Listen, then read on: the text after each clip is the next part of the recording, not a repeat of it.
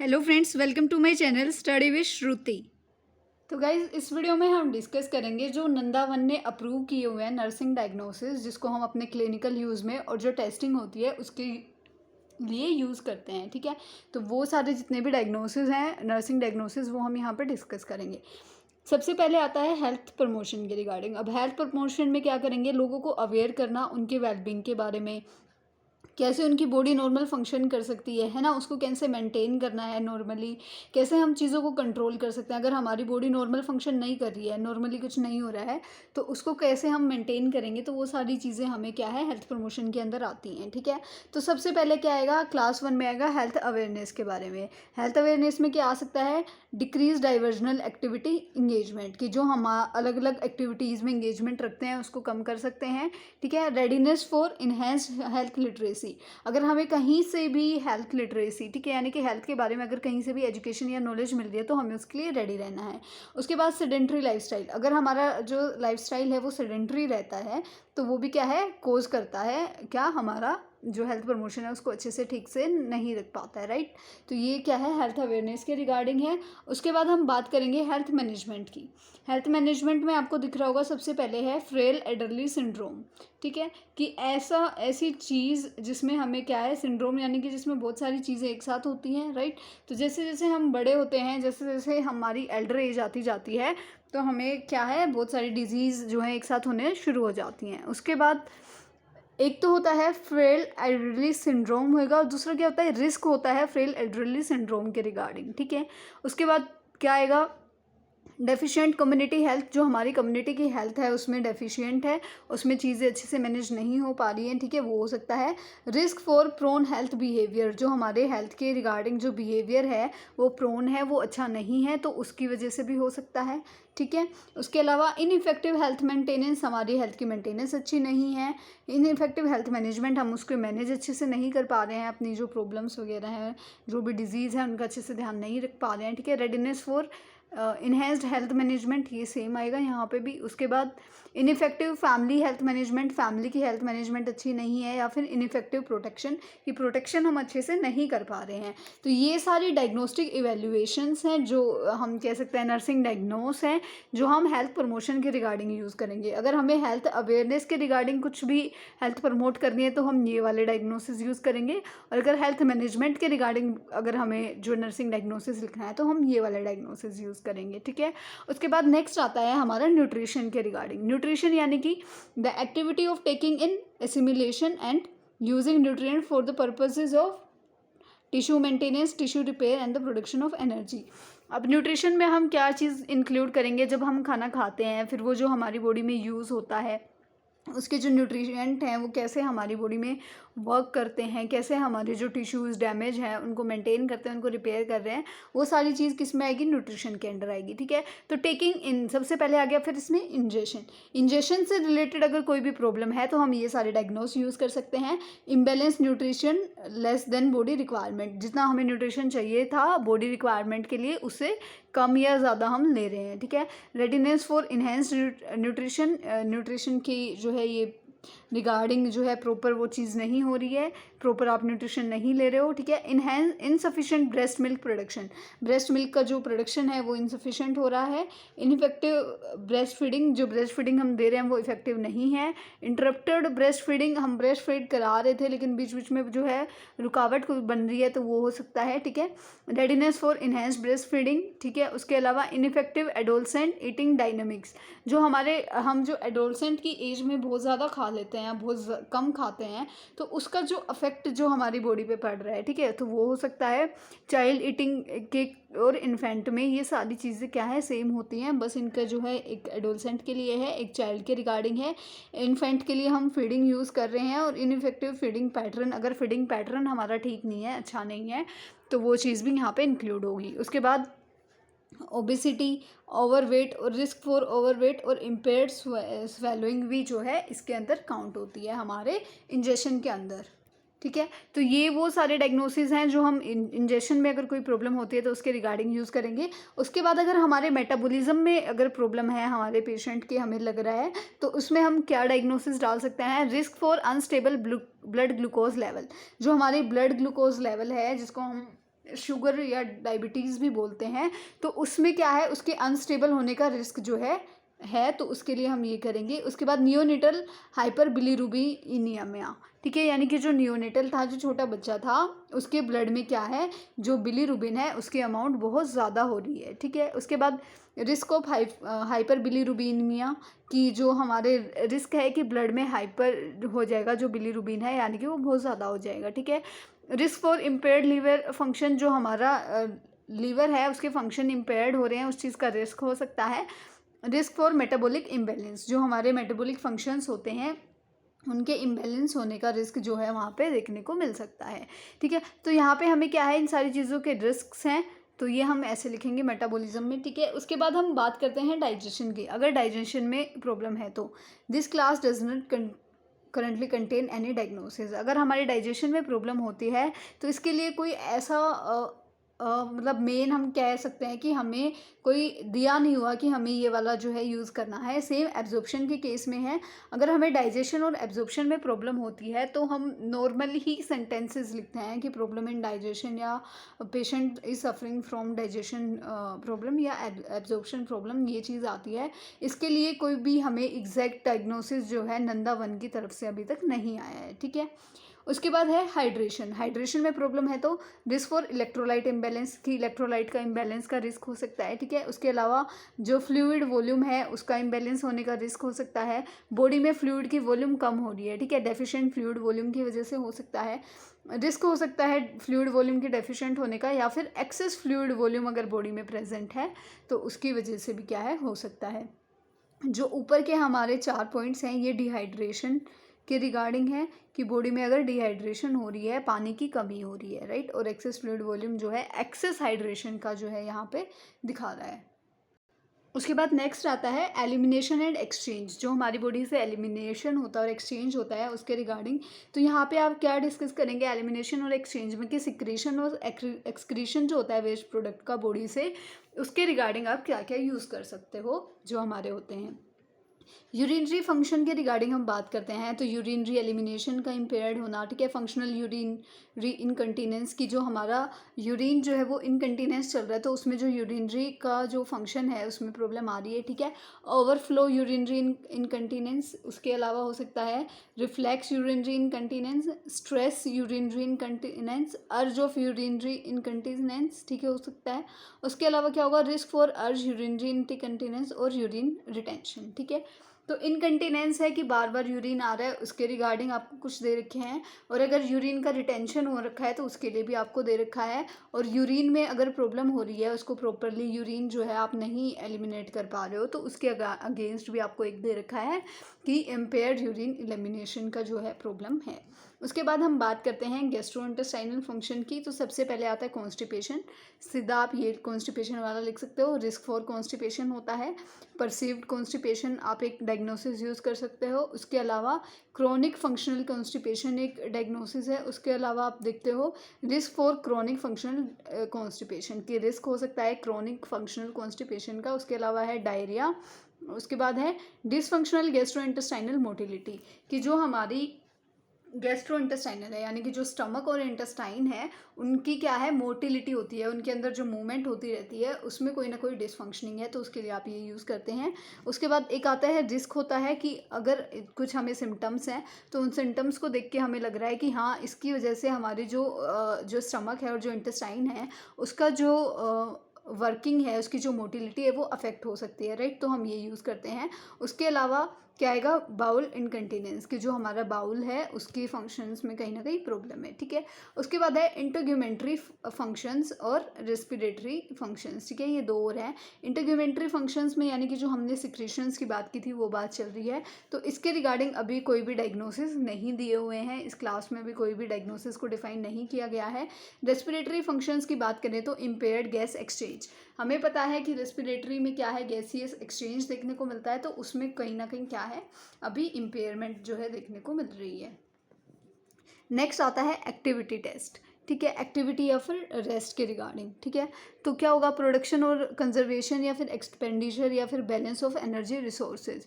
जो हमारी बॉडी में एनर्जी बन रही है वो कैसे यूज़ हो रही है, कैसे वो ख़त्म हो रही है और कैसे उसको रिसोर्सेज को उसके बैलेंस किया हुआ है, वो सारी चीज़ें आएंगी। तो सबसे पहले आता है स्लीप और रेस्ट के बारे में। तो क्या हो सकता है, इंसोम्निया हो सकता है, स्लीप डेप्रीवेशन की नींद नहीं आ रही है या नींद जो है वो धीरे धीरे कम होती जा रही है, पेशेंट कम सो रहा है। ठीक है, रेडीनेस फॉर स्लीप इन्हेंस्ड। ठीक है, उसके अलावा डिस्टर्ब स्लीप पैटर्न, कि जो हमारे सोने का पैटर्न है वो बिल्कुल डिस्टर्ब हो चुका है, राइट। उसके अलावा है कार्डियोवेस्कुलर और पल्मोनरी रिस्पॉन्सेज। अब यहाँ पे क्या होगा, एक्टिविटी इंटॉलरेंस की जो भी एक्टिविटीज़ थी वो इंटॉलरेंट हो रही हैं, अच्छे से नहीं कर पा रही है, बॉडी टॉलरेट नहीं कर पा रही है। Risk for activity intolerant. ठीक है, इनइफेक्टिव ब्रीदिंग पैटर्न में चेंजेस आ रहे हैं, कार्डियक आउटपुट डिक्रीज होती जा रही है, decrease cardiac output. Risk for decrease cardiac output की जो भी सिम्टम्स हैं उनकी वजह से जो कार्डियक आउटपुट है वो डिक्रीज हो सकती है। इम्पेयर्ड स्पॉन्टेनियस वेंटिलेशन, जो हमारी बॉडी में एक वेंटिलेशन होती रहती है अपने आप ही, उसमें क्या है, इम्पेयरमेंट आ गई है। Risk for unstable blood pressure, जो ब्लड प्रेशर है वो अनस्टेबल हो सकता है। Risk for decrease cardiac tissue perfusion, जो कार्डियक के टिश्यूज परफ्यूजन है उसके कम होने का रिस्क जो है वो देखने को मिल सकता है।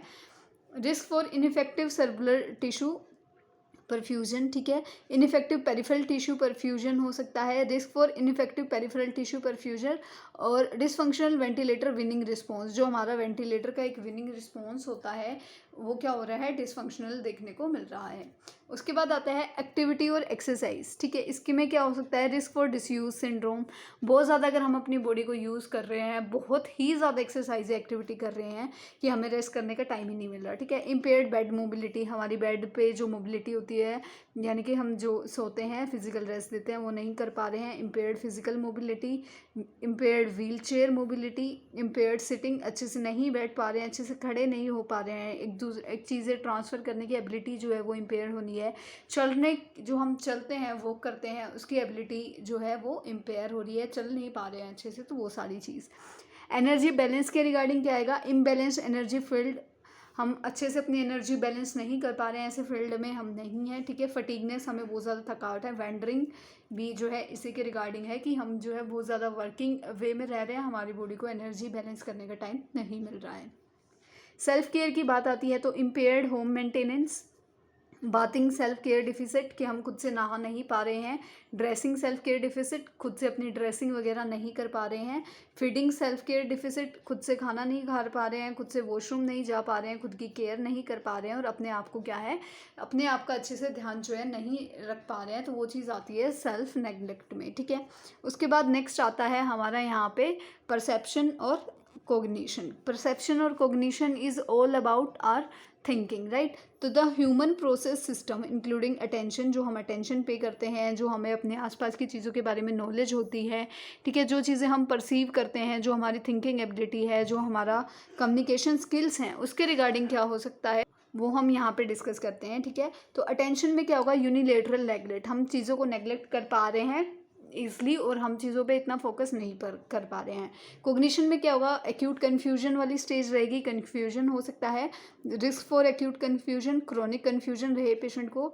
लाइबल इमोशनल कंट्रोल नहीं है, इमोशनल कंट्रोल इतना अच्छा नहीं है। ठीक है, जिसकी वजह से हम कुछ कर रहे होते हैं और एकदम से हमें कोई इमोशनल चीज़ याद आ जाती है तो ध्यान जो है वो हट जाता है। ठीक है, तो हम चीज़ें अच्छे से नहीं सोच पाते हैं। इनइफेक्टिव इम्पल्स कंट्रोल हो, हमने नॉलेज ना हो किसी चीज़ की, या फिर इन्हेंस्ड जो है रेडीनेस फॉर इन्हेंस्ड नॉलेज हो, हमारी मेमोरी में इम्पेयरमेंट हो, मेमोरी से रिलेटेड। ठीक है, रेडीनेस फॉर इन्हेंस्ड कम्युनिकेशन और इम्पेयर्ड वर्बल कम्युनिकेशन, हमारी जो वर्बल कम्युनिकेशन होती है, जो हम बात करते हैं वो हम अच्छे से नहीं कर पा रहे हैं। ओरिएंटेशन के रिगार्डिंग अभी कोई भी डायग्नोसिस जो है नंदावन की तरफ से नहीं आया है, और सेंसेशन और परसेप्शन के रिगार्डिंग भी कोई भी नंदावन की तरफ से अभी तक कोई डायग्नोसिस नहीं आया है।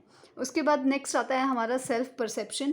सेल्फ परसेप्शन में हमें अपने बारे में कितना पता है वो चीज़ हम डिस्कस करते हैं। तो यहाँ पे क्या कंसेप्ट आता है, कंसेप्ट में क्या आएगा, होपलेसनेस। सेल्फ कंसेप्ट की अगर हम बात करते हैं कि हमें अपने आप बारे में नहीं पता, हमें एक होप ही नहीं है, हम होपलेसनेस हो जाते हैं कि हम कुछ नहीं कर पाते, वो जो चीज़ होती है वो इसके रिगार्डिंग है। उसके बाद नेक्स्ट क्या आता है, रेडीनेस फॉर इन्हेंस्ड होप, हमारी जो होप होती है उसको इन्हेंस्ड करने वाली जो चीज़ है।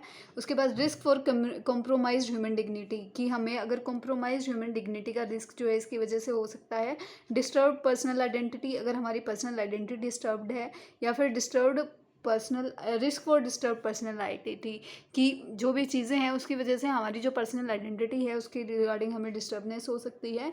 और readiness for enhance self concept, जो हमारा सेल्फ कंसेप्ट है उसके बारे में हम कम नॉलेज है और वो सारी चीज़ें क्या हैं इससे प्रॉब्लम क्रिएट करती हैं। ठीक है, सेल्फ एस्टीम की बात करें तो क्रॉनिक लो सेल्फ एस्टीम, हम रिस्क हो सकता है इसी चीज़ का, सिचुएशन लो सेल्फ एस्टीम, कि हम किसी सिचुएशन में जाते हैं तो वहाँ पे हम अपने आप पे कॉन्फिडेंस नहीं रख पाते हैं और रिस्क हो सकता है। ठीक है, बॉडी इमेज की बात करें तो डिस्टर्ब बॉडी इमेज जो है हम यहाँ पे डायग्नोसिस यूज़ करेंगे। नेक्स्ट आता है रोल रिलेशनशिप, यहाँ पे क्या आता है, कुछ पॉजिटिव और कुछ नेगेटिव कनेक्शंस होते हैं, हमारे एसोसिएशंस होते हैं बिटवीन द पीपल्स और between the group of peoples. तो उन चीज़ों को, उन कनेक्शंस को हमें कैसे डेमोन्स्ट्रेट करना है उसके रिगार्डिंग हम रोल रिलेशनशिप में पढ़ते हैं। तो केयर गिविंग रोल्स में क्या होता है कि केयर गिवर रोल स्ट्रेन है। उसके बाद risk for caregiver role strain हो सकता है, इम्पेयर्ड पेरेंटिंग, अच्छे से पेरेंटिंग ना कर पाएँ। ठीक है, रिस्क फॉर इम्पेयर्ड पेरेंटिंग और रेडीनेस फॉर इन्हेंस्ड पेरेंटिंग। ठीक है, ये केयर गिविंग जो केयर देते हैं उनके रिगार्डिंग अगर कुछ है तो ये इसमें आएगा। रोल परफॉर्मेंस के रिगार्डिंग अगर हमें डायग्नोसिस यूज़ करना है तो ineffective relationship, risk for ineffective relationship, readiness for enhanced relationship हो सकता है, जो है पेरेंटल रोल कन्फ्लिक्ट हो सकता है, इनइफेक्टिव रोल परफॉर्मेंस हो सकता है और इम्पेयर्ड सोशल इंटरेक्शंस, जो है ये रोल परफॉर्मेंस के रिगार्डिंग कुछ डायग्नोसिस हैं। उसके बाद फैमिली रिलेशनशिप की बात करें तो रिस्क फॉर इम्पेयर्ड अटैचमेंट, कि जो अटैचमेंट है उसमें इम्पेयरमेंट आ जाना वो होता है dysfunctional family process, interrupted family process और readiness for enhanced family process, जो है सारे फैमिली रिलेशनशिप के अंदर आते हैं। फिर हम बात करते हैं सेक्सुअलिटी। सेक्सुअलिटी के अंदर हम जो है अपनी हमारी जो सेक्सुअल आइडेंटिटी होती है, सेक्सुअल फंक्शन और जो रिप्रोडक्शन होता है उसकी बात करते हैं। तो सेक्सुअल आइडेंटिटी में क्या होता है, इसके रिगार्डिंग कोई भी डायग्नोसिस आपको अभी तक नहीं दिए गए हैं कि अगर सेक्सुअल आइडेंटिटी के रिगार्डिंग कोई प्रॉब्लम है तो उसके लिए आप क्या डायग्नोसिस करोगे, ये नंदा वन में अभी तक नहीं आया है। रिप्रोडक्शन की बात करें तो जो इन चाइल्ड बियरिंग प्रोसेस होता है अगर वो इनफेक्टिव है तो इनफेक्टिव चाइल्ड बियरिंग होता है। रिस्क हो सकता है इनफेक्टिव चाइल्ड बियरिंग का, वो डाल सकते हो। रेडीनेस फॉर इनहेंस्ड जो है चाइल्ड बियरिंग प्रोसेस हो सकता है। उसके अलावा risk for disturbed maternal foetal dyad जो है इसमें हो सकता है। उसके रिगार्डिंग सेक्सुअल फंक्शन की अगर हम बात करते हैं तो सेक्सुअल डिसफंक्शन यूज़ कर सकते हो और इनइफेक्टिव सेक्सुअलिटी पैटर्न जो है यहाँ पे हो सकता है। उसके बाद नेक्स्ट आता है हमारा कोपिंग और स्ट्रेस टॉलरेंस। यहाँ पे क्या होता है कि कैसे आप अपनी लाइफ की जो सिचुएशंस हैं, जो इवेंट्स होते हैं, लाइफ प्रोसेस होते हैं, उनको कैसे कोप अप कर पा रहे हो, कैसे उन चीज़ों को देख रहे हो, वो यहाँ पे आएगा। तो इसमें क्या है, हमारा सबसे पहले आता है न्यूरो बिहेवियर स्ट्रेस। ठीक है, इसमें क्या हो रहा है, एक्यूट सब्सटेंस विड्रॉल सिंड्रोम, कि हमें कोई भी चीज़ हो रही है उससे हम भाग रहे हैं। ठीक है, तो वो वाली चीज़ के लिए होता है। उसके बाद रिस्क हो सकता है उन चीज़ों से कि हम चीज़ों से भागना शुरू कर दें, तो risk for acute substance withdrawal syndrome.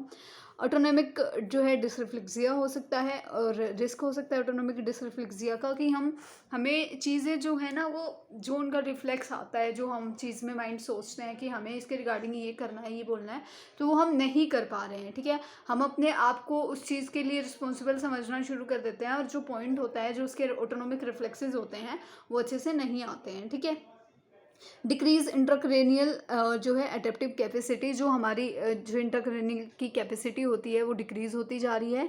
Neonatal absence syndrome हो सकता है। उसके अलावा डिसऑर्गेनाइज्ड इन्फेंट जो है बिहेवियर हो सकता है। Risk for disorganised infant behaviour और readiness for enhanced that is organise infant behaviour जो है हो सकते हैं regarding our neuro behaviour stress. फिर हम बात करते हैं कोपिंग रिस्पॉन्स की। तो इसके रिगार्डिंग क्या हो सकता है, इनइफेक्टिव एक्टिविटी प्लानिंग, हमारी एक्टिविटी प्लानिंग अच्छे से नहीं थी, रिस्क हो सकता है इनइफेक्टिव प्लानिंग के रिगार्डिंग।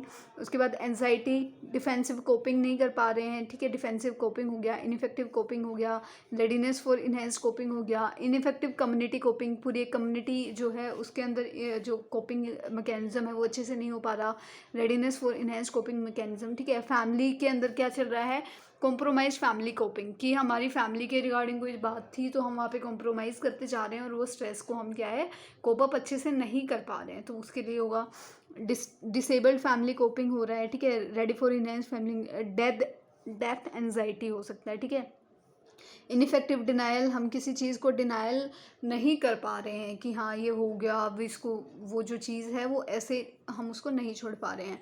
डरना, ग्रीफिंग फीवर है ना, कॉम्प्लिकेटेड ग्रीफिंग हो सकता है, रिस्क फॉर कॉम्प्लिकेटेड ग्रीफिंग हो सकता है। इम्पेयर्ड मूड रेगुलेशन है, पावरलेसनेस, रिस्क ऑफ पावरलेसनेस, ठीक है। Redness for enhanced power, impaired resilience हो सकता है, रिस्क फॉर इम्पेयर्ड रिसाइलेंस हो सकता है, risk for enhance resilience, chronic सोरो, स्ट्रेस ओवरलोड, ये सारे क्या है हमारे कोपिंग रिस्पॉन्स में अगर कोई प्रॉब्लम है तो इसके रिगार्डिंग हमारे ये सारे डायग्नोसिस हो सकते हैं। और उसके बाद नेक्स्ट आता है post trauma response. Post trauma response में क्या होगा, risk for complicated immigration transition, कि हमारी जो माइग्रेशन होती है इधर से उधर जो हम जाते हैं तो उसमें क्या है, कोई ना कोई ट्रांजिशन प्रॉब्लम है, कोई पहले वाला ट्रॉमा था जिसको हम नहीं भूल पा रहे हैं, राइट। तो कुछ इस तरीके से। उसके बाद पोस्ट ट्रॉमा सिंड्रोम किसी को है, ठीक है, पोस्ट ट्रॉमा सिंड्रोम होने का रिस्क हो सकता है। रेप ट्रॉमा सिंड्रोम है, ठीक है। उसके अलावा रीलोकेशन जो सिंड्रोम होता है, या फिर रिस्क हो सकता है हमारा रीलोकेशन स्ट्रेस सिंड्रोम का, ठीक है। उसके बाद हम नेक्स्ट डिस्कस करते हैं लाइफ प्रिंसिपल्स के रिगार्डिंग।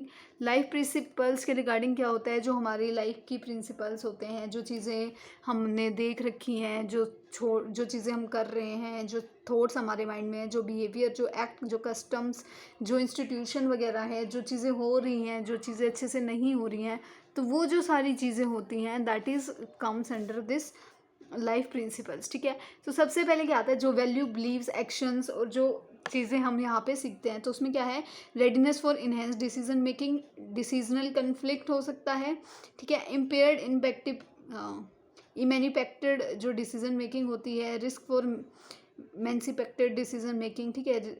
और ये risk for enhance emancipated decision, moral distress हो गया, ठीक है। इम्पेयर्ड रेगुलोसिटी हो गया, risk for impair religiosity, spiritual distress और रिस्क फॉर स्पिरिचुअल डिस्ट्रेस, ठीक है। बिलीव्स में क्या होगा, readiness for enhance spiritual wellbeings, कि जो हमारे स्पिरिचुअल वेलबींग्स हैं वो अच्छे से नहीं, जो हम फॉलो कर पा रहे। और वैल्यूज़ के रिगार्डिंग अभी आपको कोई भी डायग्नोसिस जो है, नर्सिंग डायग्नोसिस नंदा वन के थ्रू जो है अभी तक नहीं मिला है। नेक्स्ट हम बात करते हैं सेफ्टी और प्रोटेक्शन की, ठीक है। Now all about safety and protection. तो सेफ्टी एंड प्रोटेक्शन में क्या होगा, फ्रीडम फ्रॉम डेंजर वगैरह से बचना, फिजिकल इंजरी से बचना, ठीक है। इम्यून सिस्टम में कोई डैमेज है, लॉस से प्रिजर्व करना है, प्रोटेक्शन और सेफ्टी सिक्योरिटी सब इसमें आता है।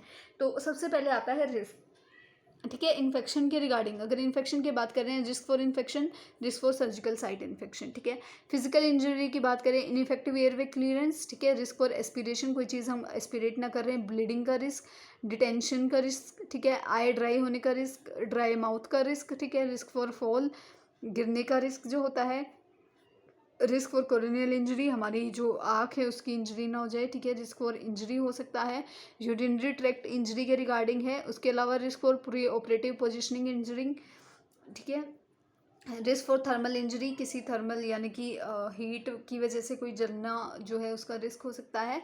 Impaired oral mucosa membrane integrity, जो हमारी ओरल म्यूकोजा मेम्ब्रेन होती है उसकी इंटीग्रिटी का जो है मेंटेनेंस ना रहना, उस चीज़ का रिस्क हो सकता है। Risk for peripheral neurovascular dysfunction, जो हमारी अगर न्यूरोवेस्कुलर का कोई डिस्फंक्शन हो रहा है जो पेरिफेरीज पे होते हैं तो उसके रिगार्डिंग ये हो सकता है। उसके बाद क्या है, रिस्क फॉर फिजिकल ट्रॉमा, कि जो हम चोट लग जाती है कहीं पे, हमारी कोई गाड़ी वगैरह एक्सीडेंट हो गई या हम गिर गए तो वो जो है वेस्कुलर ट्रॉमा हो रहा है, तो उसके रिगार्डिंग प्रेशर अल्सर्स होने के चांसेस होते हैं। अगर हमारे पास बेड रिडन पेशेंट है या फिर एक पेशेंट है जो बहुत ज़्यादा प्रेशर उसके किसी एक बॉडी पार्ट पे पड़ रहा है, तो उसकी वजह से क्या हो रहा है, रिस्क फॉर प्रेशर अल्सर, ठीक है। उसके बाद रिस्क फॉर शॉक हो सकता है, अगर किसी को ऐसी बात पता चल जाए जिसकी वजह से उसको शॉक लग सकता है, ठीक है। Risk for skin integrity, impaired skin integrity और risk for impaired skin integrity, कि जो हमारी स्किन की इंटीग्रिटी है वो अच्छे से मैनेज नहीं हो पा रही है, हमारी स्किन में खरोंचे जैसे लग जाती है ना, स्किन उतर जाती है, तो उसके रिगार्डिंग ये चीज़ आती है। Risk for sudden infant death, किसी की सडन इन्फेंट की अगर डेथ हो गई है या हो सकती है तो हो सकता है। अगर कहीं पे दम घुट रहा है कहीं पे जो है, तो उसके लिए क्या होता है, रिस्क ऑफ सफोकेशन, ठीक है। सर्जरी डिले हो गई है, किसी की रिकवरी डिले हो रही है सर्जरी की, तो डिलेड सर्जरी रिकवरी हो सकता है। उसके बाद रिस्क हो सकता है कि सर्जरी जो है उसकी रिकवरी जो है डिले हो जाए। इम्पेयर्ड टिश्यू इंटीग्रिटी हो सकता है, risk for impaired tissue integrity हो सकता है, और रिस्क फॉर वेनस थर्मोएम्बोलिज्म। जैसे अगर आपको बोला जाए कि आपकी जो नर्व्स हैं पैर की उनकी ब्लॉकेज हो रही है, उसमें क्लॉट बन रही है, तो उसके लिए आप क्या लिखते हो कि रिस्क फॉर वीनस थर्मोएम्बोलिज्म। ठीक है, ये सारे क्या होते हैं आपके नर्सिंग डायग्नोसिस हैं। वॉयलेंस अगर हो रहा है तो उसके रिगार्डिंग क्या होगा, risk for female genital mutilation. ठीक है, risk for other directed violence, जो भी और वॉयलेंस होते हैं। Risk for self directed violence, self mutilation. ठीक है, रिस्क फॉर सेल्फ मल्टीएशन और risk for suicide.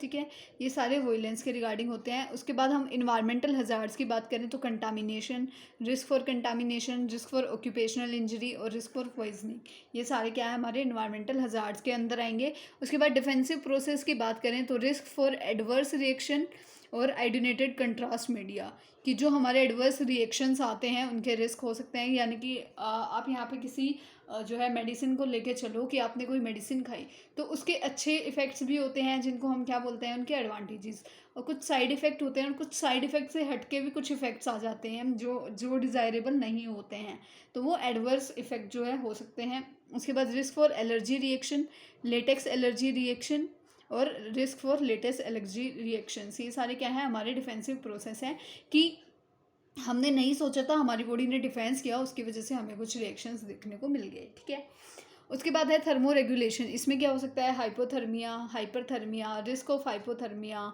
Risk for perioperative hypothermia. ठीक है, ineffective thermoregulation, risk for ineffective thermoregulation, ये सारे डायग्नोसिस आपके थर्मो रेगुलेशन के रिगार्डिंग होंगे। उसके बाद हम बात करते हैं नेक्स्ट कंफर्ट की। कंफर्ट में क्या आ रहा है यहाँ पे आपका सेंस ऑफ मेंटल, फिजिकल और सोशल वेलबींग। ठीक है, जो हमारी क्या है सेंसेस होती हैं मेंटल, फिजिकल और सोशल वेलबींग की, तो उसके रिगार्डिंग यहाँ पे है। फिजिकल में क्या होएगा, फिजिकल कंफर्ट की बात करें तो इम्पेयर्ड कंफर्ट, हमारा कंफर्ट इम्पेयरमेंट हो रही है उसमें। ठीक है, readiness for enhanced comfort, nausea, acute pain, chronic pain syndrome और लेबर पेन, ये सारे क्या है फिजिकल कंफर्ट को जो चीज़ें अफेक्ट करेंगी तो उसके रिगार्डिंग हमारी ये डायग्नोसिस हो सकते हैं। ठीक है, इन्वायरमेंटल कंफर्ट में क्या आएगा, इम्पेयर्ड कंफर्ट आएगा, रेडीनेस फॉर इन्हेंस्ड कंफर्ट जो है इसमें आ जाएगा। वहीं पे अगर हम बात करते हैं सोशल कंफर्ट की तो इम्पेयर्ड कंफर्ट आ सकता है, रेडीनेस फॉर इन्हेंस्ड कंफर्ट आ सकता है, रिस्क फॉर लोनलीनेस, अकेला अगर रहने का रिस्क जो है पेशेंट को हो सकता है, और सोशल आइसोलेशन कि वो खुद को जो है पूरी सोसाइटी से दूरी कर लेगा, सोशल चीज़ों से खुद को दूर कर लेगा। ठीक है, and the last one is growth and development. Growth and development यानी कि एक एज होती है जिसमें हमारी एक अप्रोप्रिएट एज होती है जिसमें हमारी फिजिकल डायमेंशंस ग्रो करती हैं, हमारी ऑर्गन्स की जो है मैच्योरेशन होती है, और जो हमारा डेवलपमेंट हमारी जो है टोटली होती है, फिजिकल, मेंटल, सोशल, हर तरीके से हमारी बॉडी जो है वो डेवलपमेंट जो है लेती है। ग्रोथ के रिगार्डिंग बात करें तो अभी कोई भी डायग्नोसिस हमारे पास नंदा 1 ने अभी तक नहीं दिया है। उसके बाद अगर डेवलपमेंट की बात करें तो रिस्क फॉर डिलेड डेवलपमेंट जो है हम यहाँ पे यूज़ करते हैं।